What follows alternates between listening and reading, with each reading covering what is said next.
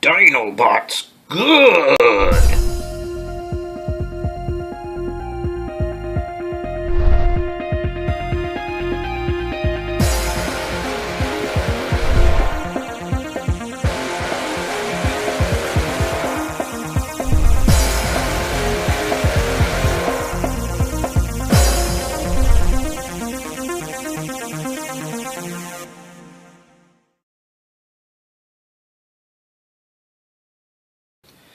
Hey guys, Ultra Maximus back with another Transformers review.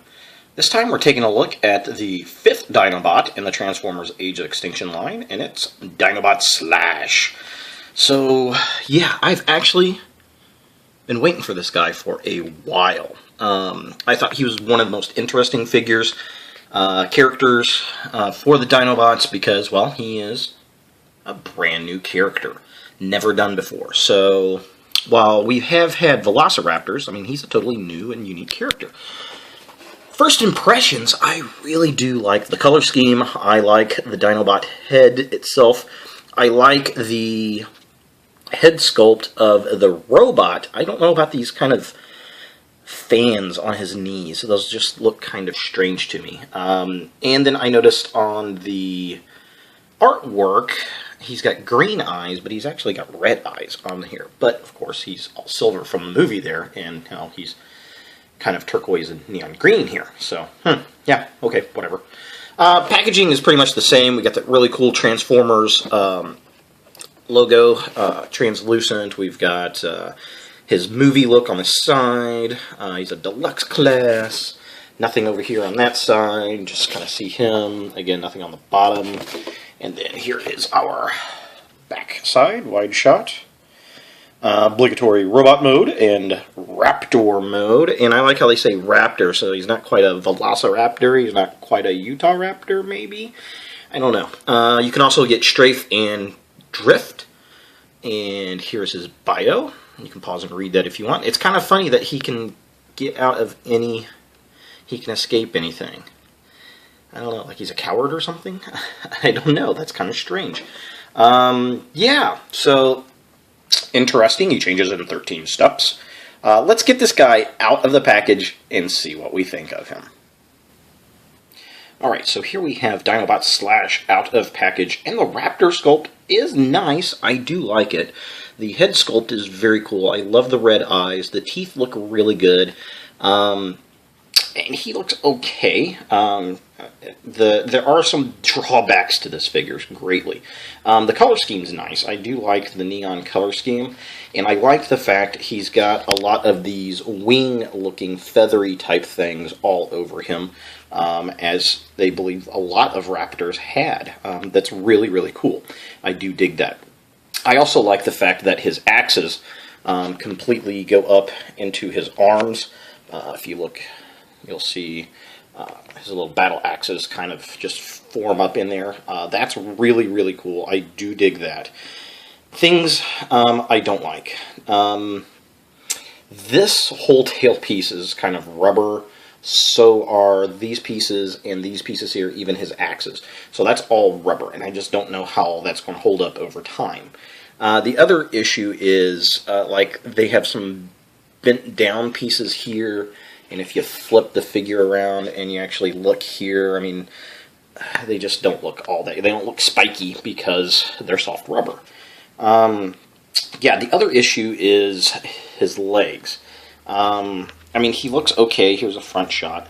And if you look up under there, I mean, it doesn't look too bad, but the issue is this rib cage prevents him from getting his legs really up under him properly, like a Raptor should. So that's a little unfortunate. The other things I don't like, he has very little articulation in this mode. His legs do move here, but his upper leg hits this rib cage, so it lacks the movement there. His ankles are articulated, which is nice. The toe, I wish that the Raptor claw, that big toe, was retractable.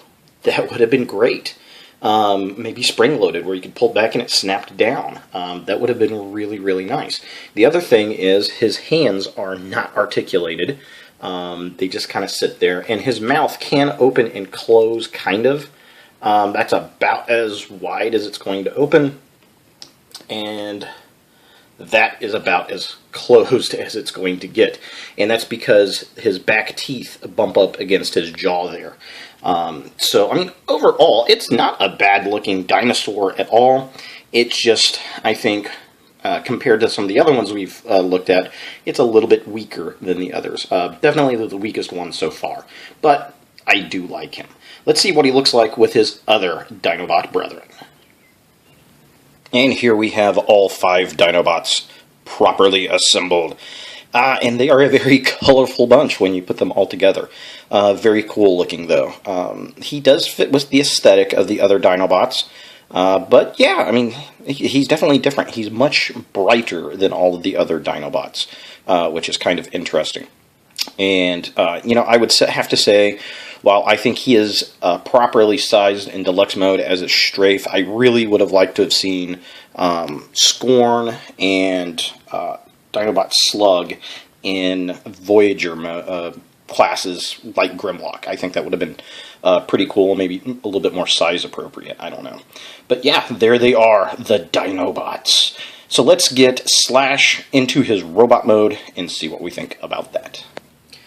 Alright, so here we have Slash in robot mode, and, I mean, he looks okay. He's a decent-looking robot. There are some huge flaws with this figure, though. Number 1, these rubber pieces, these yellow pieces, those are going to get dirty over time with play. I really see that happening, and I see these axes getting torn up due to transformation, pulling in and out. I just don't think they're durable to last. That also goes for this piece back here. The tail piece is rubber, and it's on a hinge, and it has to come up over and connect in, and that whole connection assembly just feels like over time it's going to fall apart and it's going to crumble. So I foresee that happening to this poor figure. Also, other issues I had, the yellow wing pieces there, they're connected in with pins, but they don't do anything, which is strange. Another issues I have are the kneecaps. You got these feather pieces here. They're supposed to actually be up like that, but it really kind of hides a lot of the torso. I mean, there's a lot of detail in the torso, and that's kind of unfortunate. The rib cage that's kind of cool how it comes as these claw pieces up here, but they look like they're supposed to be feet to a larger robot, which is kind of strange. Other issues that I've got, while the arms do become very bulky, they're not very posable because of all this stuff up here, and his wrists don't swivel, so his axes are just kind of pointed out. You have to spin the forearms in a little bit. At the elbow, you can kind of spin them around to at least get them facing a direction that looks like he's about to attack. Also, I love how he's a big, bulky bot. I love the arms. I love the upper torso. But the legs are very spindly, and they got those little elf boots again. I don't know what it is with the elf boots. Not digging the elf boots. So there he is from the side. Of course, we have a lot of robot kibble, dinosaur kibble, I'm sorry, hanging off the back of this guy, which, you know, that's understandable. He is a Dinobot. That's going to happen. He stands pretty well. I do like the head sculpt. I like the detail that's in there. Let me see if I can get a light on it and get a better detail shot. Alright, so, yeah, there we go. That's a little bit better. You can see the detail. I do like the head sculpt. I like the visor. I love the mouthpiece. Very knight-looking. But the top of the head really kind of looks like a construction hat to me. It looks like a hard hat. He does have good detail in the chest, but again, those rubber feathers just kind of block it, so I pull them down a little bit so that you can kind of see that. But overall, I mean, it's a decent figure. My biggest drawbacks are the rubber pieces, and the legs are way too skinny on this guy. So, yeah, I got him for $9.97. I'm glad I got him for that and not $15 like the other figures, for sure, because I think he is the weakest of the Dinobots that we've received so far. But if you want the collection of Dinobots, he is a must pick up That is for sure. Just be careful with him as he gets older, as I think those rubber pieces are just not going to hold up. So there he is, Dinobot Slash from the Transformers 4 Age of Extinction film. Thanks for watching, guys, and look for more videos in the future.